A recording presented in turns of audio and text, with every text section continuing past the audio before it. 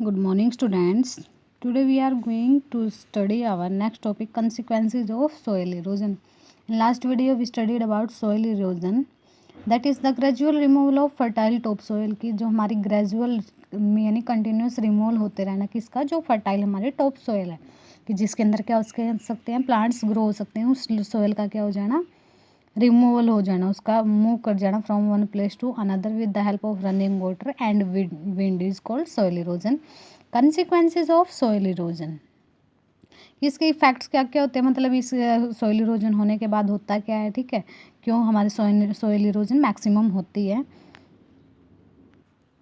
Consequences भी बोल सकते हैं हम, या फिर कोजेज की जो हमारा सॉइल इरोजन है उसकी कोजेज क्या क्या हैं. तो फर्स्ट देखो डिसर्टिफिकेशन. डिसर्टिफिकेशन क्या होता है कि जब हमारी एक बार क्या हो जाए, अगर सॉइल हमारी टॉप सॉइल है जो रिमूव हो जाए, ठीक है, तो उसके बाद क्या हो जाता है कि सॉइल इरोजन हमारा हो चुका है वहाँ पे, तो उसके बाद वहाँ पे जो जो सोयल है वहाँ पे जो प्लांट्स है, प्लांट्स का एग्रीकल्चर मतलब प्लांट्स का ग्रो करना क्या हो जाता है, बिल्कुल ही लेस हो जाता है, प्लांट्स ग्रो नहीं कर पाते वहाँ पे. उसी कंडीशन को हम क्या बोलते हैं, डिसर्टिफिकेशन. तो देखो once a fertile top soil is lost by erosion, एक बार क्या होता है कि जो फर्टाइल टॉप सोयल है वो लॉस्ट हो जाए अगर इरोजन, सोयल इरोजन से, very few plant survive and the lands become desert like, कि वहाँ पे जो लैंड्स क्या, जो वहाँ पे जो प्लांट्स है, प्लांट्स क्या कर पाते हैं, लेस सर्वाइव कर पाते, प्लांट्स ग्रो ही नहीं कर पाते, तो जिसकी वजह से वहाँ का जो एरिया है वो कैसा बन जाता है, डेजर्ट लाइक.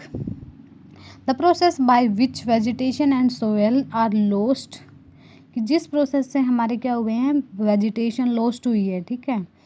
वेजिटेशन और वहाँ की सोइल जो लॉस्ट हुए, वेजिटेशन मतलब जो न्यू न्यू प्लांट्स वहाँ जर्मिनेट हो सकते थे, या फिर जो वहाँ पे प्लांट्स थे वही हमारे क्या होते जा रहे हैं, रिड्यूस होते जा रहे हैं, वही हमारे लॉस्ट होते जा रहे हैं. And land turns into barren land, barren land मतलब किसमें, बंजर भूमि में कन्वर्ट हो जाती है, जहाँ पे कोई भी प्लांट्स ना हो उसको हम बोलते हैं ना बंजर भूमि. और डेजर्ट या फिर डेजर्ट में कन्वर्ट हो जाए उसको हम क्या बोलते हैं, desertification. It is very difficult and often impossible to restore desertification, कि बहुत डिफ़िकल्ट होता है और इम्पॉसिबल होता है to restore desertified land to a fertile state, कि उसको दोबारा से किस में लेके आना, फर्टाइल स्टेट में कन्वर्ट करना, वो क्या होता है, बहुत मुश्किल होता है, डिफ़िकल्ट होता है. सेकंड क्या है इसका reason, loss of cultivable land, कि कल्टिवेबल यानी जिसमें हम क्या कर सकते थे, कल्टिवेट कर सकते थे, यानी क्रॉप्स वगैरह कल्टिवेट कर सकते थे, तो वो उसका क्या हो जाता है, loss. As the fertile top soil is lost as a result of soil erosion, कि जैसे हमारी फर्टाइल जो टॉप सॉइल है वो रिमूव हो जाती है, किसकी वजह से, सॉइल इरोजन की वजह से.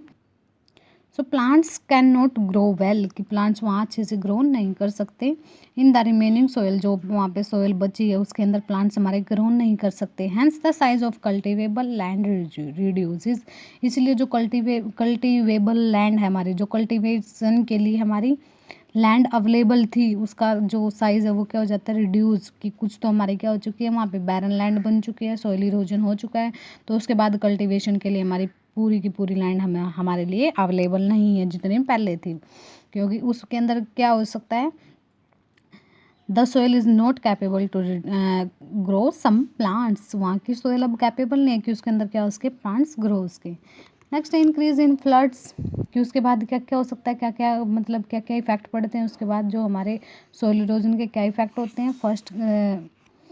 थर्ड इफेक्ट हमारा इंक्रीज इन फ्लड्स, क्या होना स्टार्ट हो जाता है, फ्लड ज़्यादा आने स्टार्ट हो जाती है वहाँ पे, बिकॉज आपको पता है सोइल क्या करके, रूट्स, प्लांट्स की रूट्स क्या करके रखते हैं, सोइल को बाइंड करके रखते हैं, तो अगर सोइल बाइंड नहीं होगी तो मतलब हमारी जो सोइल है, सोइल इरोजन हो जाएगा. Erosion causes the land to lose its ability to retain water, और उसी इरोजन से क्या होगा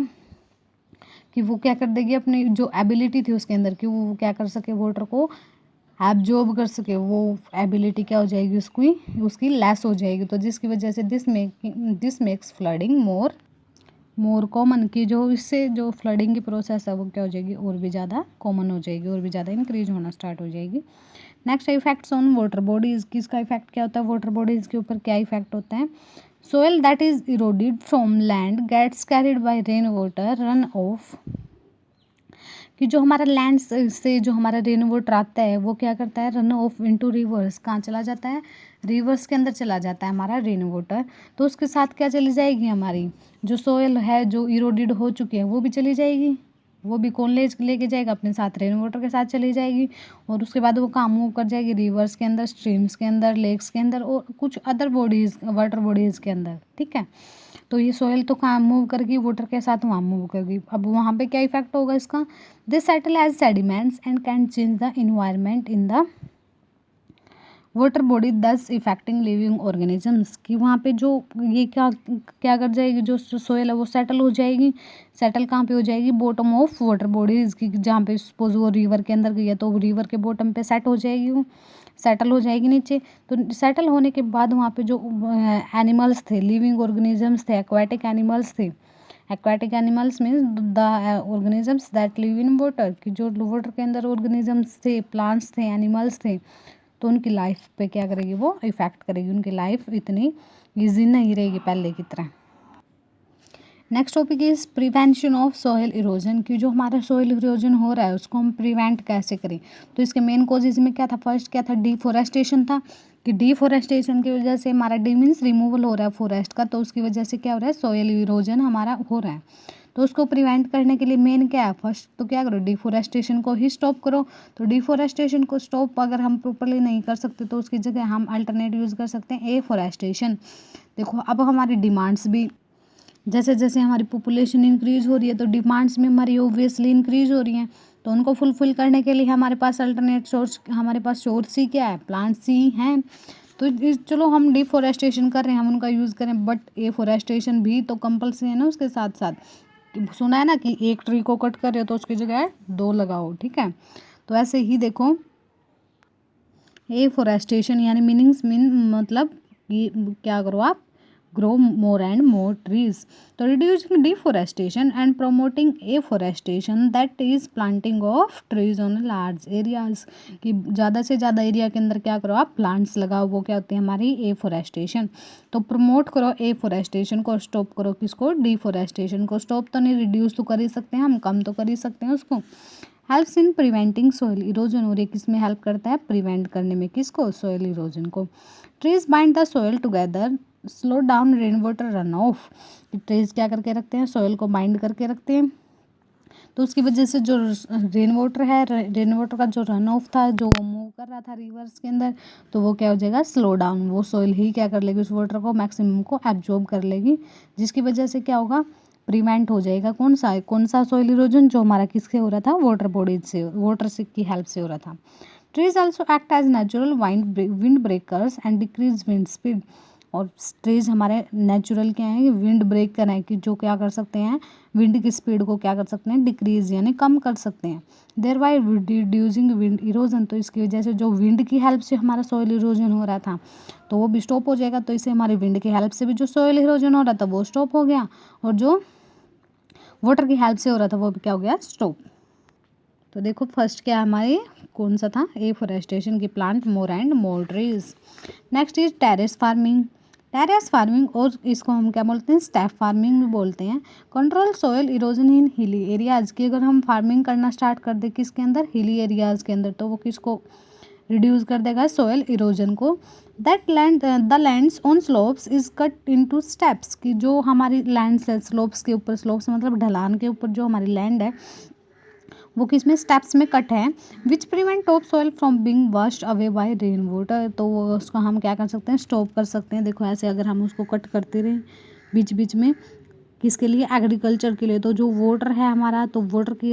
रेन वाटर के साथ जो हमारी सॉइल है वो इरोडेड नहीं होगी, इरोजन नहीं होगा हमारा सॉइल का। नेक्स्ट है avoiding over grazing by animals, की हमारा एक रीज़न ये भी था ना, इफेक्ट ये मतलब रीज़न ये भी था कि जो हमारी सोयल इरोजन है वो किसकी वजह से, ओवर ग्रेजिंग की वजह से भी इंक्रीज हो रही है। तो क्या करो, अवॉइड करो किसको, ओवर ग्रेजिंग को। क्या था ओवर ग्रेजिंग, कि एनिमल्स की फीडिंग कराना रेगुलरली एक प्लेस पे ही, बिना न्यू प्लांट, जो न्यू ट्रीज है उनको प्लांट किए बिना, बिना न्यू प्लांट्स को ग्रो कराए। Avoiding over grazing by animals help to prevent soil erosion, कि अगर अवॉइड करो हम किसको, ओवर ग्रेजिंग को, एनिमल्स को स्टॉप करें वहाँ से, तो ये भी किसको स्टॉप प्रिवेंट कर सकता है, सोयल इरोजन को। Animals can be left to graze in different pastures so that plants have time to generate, कि हमें एनिमल्स को देखो, ये नहीं है कि हमें बिल्कुल रोकना है उनको, बट ये करें कि उनको मतलब एक जगह अगर उन्होंने ग्रेजिंग कर ली है तो उसके बाद किसी और जगह पे जाके वो क्या करे, ग्रेजिंग करे, तो जिसकी वजह से वहाँ पे जो प्लांट्स हैं उनको चीज़ जनरेट होने में का टाइम मिले, कि वहाँ पे दोबारा से प्लांट क्या उसके ग्रो उसके, देखो ऐसे ये स्टेप हमारे ओवर ग्रेजिंग के। नेक्स्ट है बिल्डिंग चेक डैम्स एंड एम्बांकमेंट्स, कि क्या क्या करो आप, डैम्स वगैरह बनाओ तो जिसकी वजह से हमारी सोयल है वो इरोडेड ना हो सके। Building check dams and embankments helps to control floods and prevent the soil erosion, देखो कंट्रोल कर रहा है, फ्लड को भी कंट्रोल करने में हेल्प कर रहा है, ये वाटर हमारे यहाँ तक नहीं आ सकता और सोइल इरोजन भी नहीं होगा यहाँ से। Next topic is soil pollution. Soil pollution क्या होता है, कि जो पोल्यूशन होता है किसके अंदर, सोइल के अंदर, उसको हम क्या बोलते हैं, सोइल पोल्यूशन। पोल्यूशन होता क्या है, the addition of harmful chemicals to the environment, तो इन्वायरमेंट तो हम यहाँ नहीं रीड करें, क्या रीड करें, सोइल, तो एडिशन ऑफ हार्मफुल सब्सटेंसेस और unwanted substances to the soil, ये सोयल के अंदर ऐसे केमिकल्स का ऐड हो जाना जो हमें हमारे लिए अनवांटेड, हमारे रिक्वायरमेंट नहीं है। तो देखो, the presence of unwanted chemicals in soil that can pose a risk to the living organisms, कि जो हमारी सोयल है उसके अंदर अनवांटेड केमिकल्स का प्रेजेंस होना, that can pose a risk to the living organisms, जो क्या कर सकते हैं, रिस्क हो सकते हैं किसके लिए, लिविंग ऑर्गेनिजम्स के, उसको हम क्या बोलते हैं, soil pollution. This unwanted chemicals are called pollutants, कि जो इसके अंदर हम कोई भी अनवांटेड केमिकल्स जो इसके अंदर प्रेजेंट है उसको हम क्या बोलते हैं, pollutants. Some of the causes of soil pollution are given below, कुछ कॉजेज क्या क्या हमारे जो सोइल पोल्यूशन के क्या क्या कॉजेज हैं वो हम स्टडी करेंगे। The excessive use of chemicals such as fertilisers, pesticides and insecticides in agriculture, कि जब हम क्या करते हैं एक्सेसिव, कि हम क्या करते हैं एक्सेसिव यूज़ करते हैं केमिकल्स का, जैसे हम एग्रीकल्चर में फर्टिलाइजर्स का, पेस्टिसाइड्स का, इंसेक्टिसाइड्स का यूज़ करते हैं। फर्टिलाइजर्स पता है जो किसके लिए यूज होते हैं, प्लांट्स की ग्रोथ के लिए यूज़ किए जाते हैं। पेस्टिसाइड्स यानी जो किसको किल करते हैं, इंसेक्ट्स को, और पेस्ट को किल करते हैं, और इंसेक्टिसाइड किसको किल करते हैं, इंसेक्ट्स को किल करते हैं। तो सारे एग्रीकल्चर में इनका एक इम्पोर्टेंट रोल है। तो हम जितने मैक्सिमम इनका यूज़ करेंगे, एक्सेसिव करेंगे, ज़्यादा से ज़्यादा यूज़ करेंगे, एक तो हमारी क्रॉप में भी इसका इफेक्ट बढ़ेगा, तो हम जब उस को ईट करेंगे, उस फूड को जब हम ईट करेंगे तो वो हमारे लिए हार्मफुल रहेगा, तो और दूसरा क्या करेगा, वो सोयल पोल्यूशन भी इंक्रीज करेगा। Improper disposal of solid waste generated in homes, agriculture fields and various industries, कि हम डिस्पोजल अच्छे से नहीं करते, जो हमारा वेस्ट है उसको डिस्कार्ड अच्छे से नहीं करते, कहाँ से, जो होम से आ रहा है, एग्रीकल्चर फील्ड से आ रहा है, वेरियस इंडस्ट्रीज से आ रहा है, तो उसकी वजह से भी कौन सा पोल्यूशन इंक्रीज होता है, soil pollution. Acid rain and acidic water release from factories and industries, एक तो हमारी एसिड रेन होती है जो हमारी, जिसके अंदर क्या होते हैं, बहुत सारे केमिकल्स होते हैं, और एसिडिक वाटर जो कहाँ से रिलीज होता है, फैक्ट्रीज़ के अंदर से, इंडस्ट्रीज़ के अंदर से जो एसिडिक वाटर रिलीज होता है, तो उसकी वजह से भी कौन सा पोल्यूशन होता है, हमारा soil pollution. Non biodegradable waste material such as plastic and metals, कि कुछ हमारे नॉन बायोडिग्रेडेबल मटेरियल्स जो हमारे बायोडिग्रेड यानी डिकम्पोज नहीं होते किसके अंदर, सोयल के अंदर, कि वो माइक्रो ऑर्गेनिजम्स की हेल्प से या फिर केमिकल्स की हेल्प से जो हमारे सोयल में कन्वर्ट नहीं हो सकते, ठीक है, तो उनके हार्मफुल इफेक्ट्स हमारे कहाँ जाते हैं, सोयल के अंदर जाते हैं, तो उससे क्या होता है, soil pollution increase. Untreated sewage, की जो हमारा ट्रीट नहीं किया गया जो सीवेज, उसमें से केमिकल्स को रिमूव नहीं किया गया, and waste water release from factories, उसकी वजह से भी क्या होता है हमारा soil pollution. Next is soil conservation, की सोयल को हम कंजर्व कैसे करें, the practice of protecting soil from getting polluted, कि पोल्यूटेड होने से हम प्रोटेक्ट करें, जो प्रैक्टिस होती है कि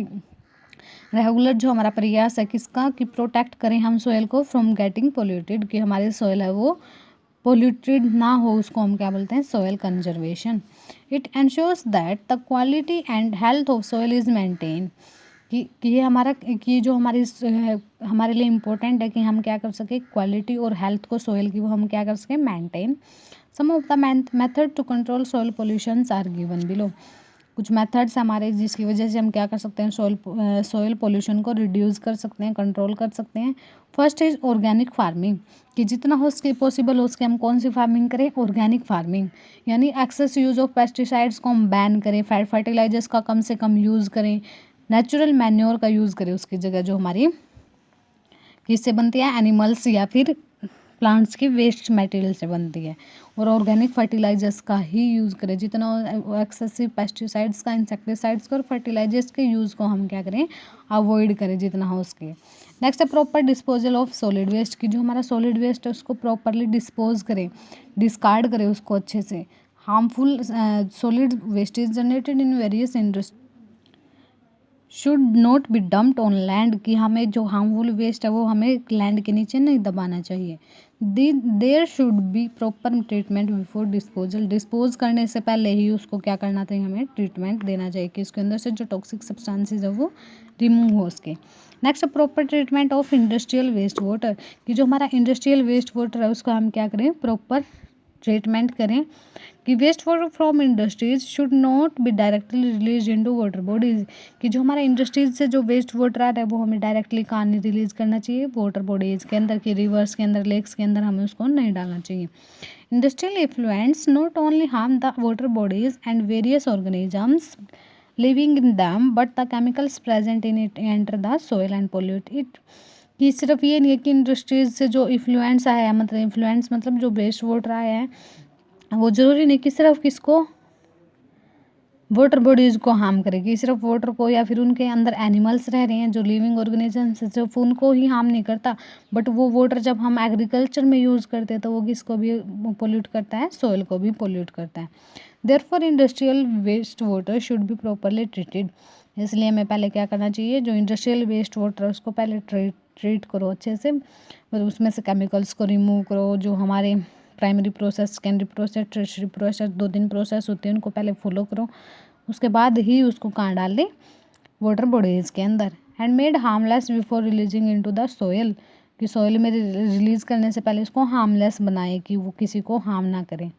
और इससे क्या होगा, हमारा सोयल पोल्यूशन रिड्यूस हो जाएगा। देखो एक बार टीच अपडेट्स में कि जो नॉर्वेगियन हमारे एक साइंटिस्ट थे क्रिश्चियन मोर्टेन ओलेसन, उसने क्या किया था, एक मेथड ही किया था उन्होंने, किसके लिए, एक मेथड डिस्कवर किया था, improving the quality of Sandy soil, कि वो क्या कर सके, सैंडी सॉयल की क्वालिटी को इम्प्रूव कर सके। तो उन्होंने क्या डिस्कवर किया, एक डेवलप किया उन्होंने मटेरियल, लिक्विड नैनो क्ले, क्या मटेरियल था उसका, क्या नेम था, liquid nano clay that contains clay and water mixed, कि जिसके अंदर क्या था, क्ले और वाटर का क्या था, मिक्सचर था, टुगेदर बाय स्पेशल प्रोसेस से उन्होंने मिक्स किया था किसको, क्ले को और वाटर को। This material is spread over land and allowed to pass through soil, कि इस मिक्सचर को क्या किया जाता था, स्प्रेड किया जाता था कहाँ, सोयल, लैंड के ऊपर, और उसको मतलब अलाउ किया जाता था कि वो क्या कर सके, सोयल के अंदर पास हो सके,